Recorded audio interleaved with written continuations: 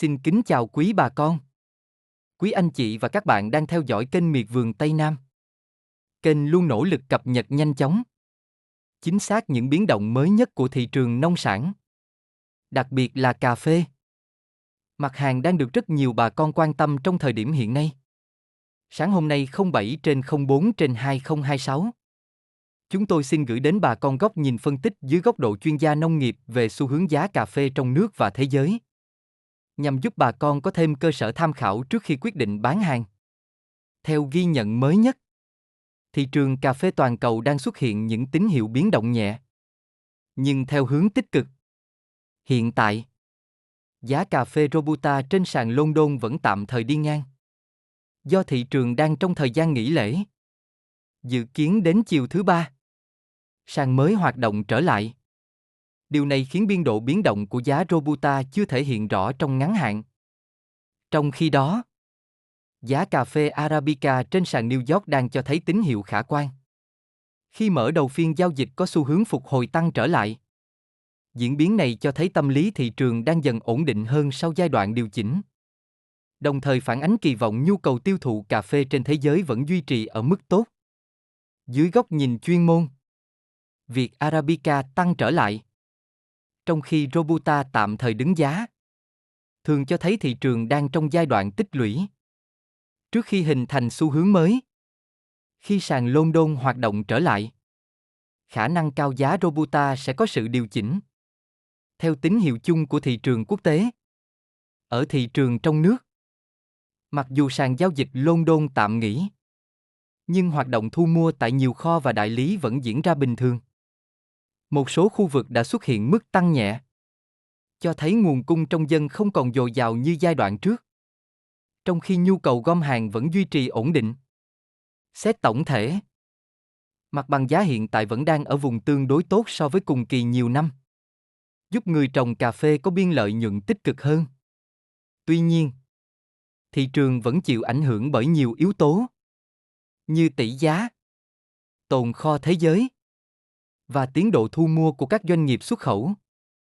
Dự báo trong ngắn hạn, nếu giá Arabica tiếp tục duy trì đà tăng, khi thị trường quốc tế hoạt động trở lại, giá cà phê nội địa có thể tiếp tục nhích lên nhẹ.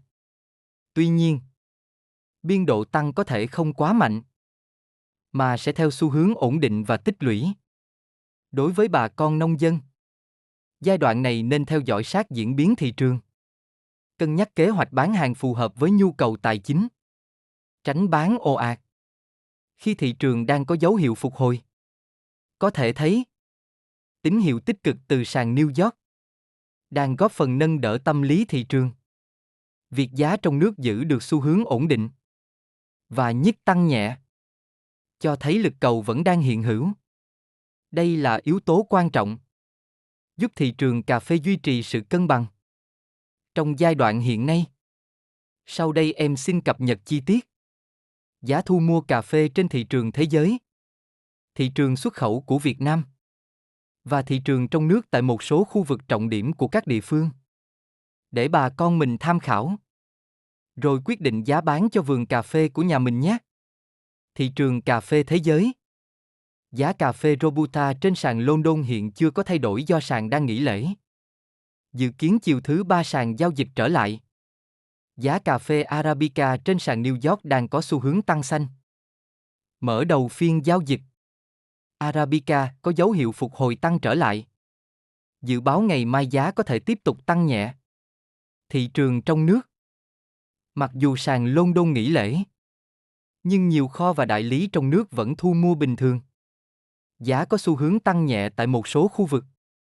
Giá cà phê nhân xô tại các khu vực. Lâm Đồng, Lâm Hà 88.600 đồng trên 1 kg. Bảo Lộc 88.000 đồng trên 1 kg. Đức Trọng 88.600 đồng trên 1 kg.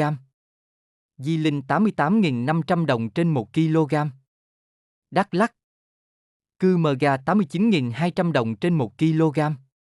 Buôn Hồ 89.000 đồng trên 1 kg. Ea Đa 89.000 đồng trên 1 kg. Ea Leo 89.000 đồng trên 1 kg. Gia Lai, thành phố Pleiku 89.200 đồng trên 1 kg. Chư prong 89.000 đồng trên 1 kg. Chư sê 89.000 đồng trên 1 kg. Con tung 89.000 đồng trên 1 kg. Đắk Nông Gia Nghĩa 89.200 đồng trên 1 kg. Đắk Miêu 89.000 đồng trên 1 kg. Đắk Sông 89.000 đồng trên 1 kg. Miền Đông Nam Bộ Đồng Nai 89.500 đồng trên 1 kg. Bình Dương 89.000 đồng trên 1 kg. Bình Phước 89.500 đồng trên 1 kg. Thành phố Hồ Chí Minh một số kho 89.500 đến 89.700 đồng trên 1 kg. Thị trường thế giới diễn biến hiện tại cho thấy lực mua đang quay trở lại trên dòng cà phê Arabica. Phản ánh kỳ vọng tiêu thụ ổn định từ các nhà rang xay quốc tế. Trong khi đó, giá Robusta tạm thời đi ngang do sàn London chưa giao dịch trở lại sau kỳ nghỉ lễ, khiến tín hiệu xu hướng chưa thể hiện đầy đủ. Tuy nhiên, việc Arabica phục hồi là yếu tố hỗ trợ tâm lý tích cực cho toàn thị trường cà phê toàn cầu. Thị trường trong nước, mặc dù thiếu tín hiệu dẫn dắt trực tiếp từ sàn London, hoạt động thu mua tại các vùng nguyên liệu vẫn duy trì đều, cho thấy nhu cầu gom hàng của doanh nghiệp chưa suy giảm. Mặt bằng giá có xu hướng điều chỉnh tăng nhẹ, phản ánh nguồn cung không còn quá dồi dào, và tâm lý giữ hàng của người sản xuất đang có dấu hiệu gia tăng. Dự báo ngắn hạn, với nền giá đang được củng cố bởi tín hiệu tích cực từ thị trường quốc tế, khả năng cao giá cà phê trong nước sẽ tiếp tục vận động theo xu hướng tăng nhẹ trong các phiên tới. Tuy nhiên, đà tăng được dự báo sẽ diễn ra theo hướng thận trọng, thiên về tích lũy hơn là bứt phá mạnh, do thị trường vẫn đang chờ tín hiệu rõ ràng hơn khi sàn London hoạt động trở lại. Kênh Miệt Vườn Tây Nam sẽ tiếp tục cập nhật nhanh nhất diễn biến giá cà phê mỗi ngày, để bà con thuận tiện theo dõi và tham khảo.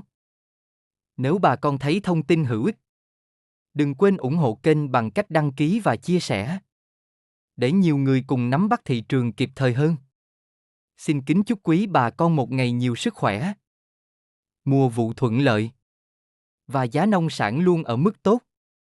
Xin chào và hẹn gặp lại bà con trong bản tin tiếp theo.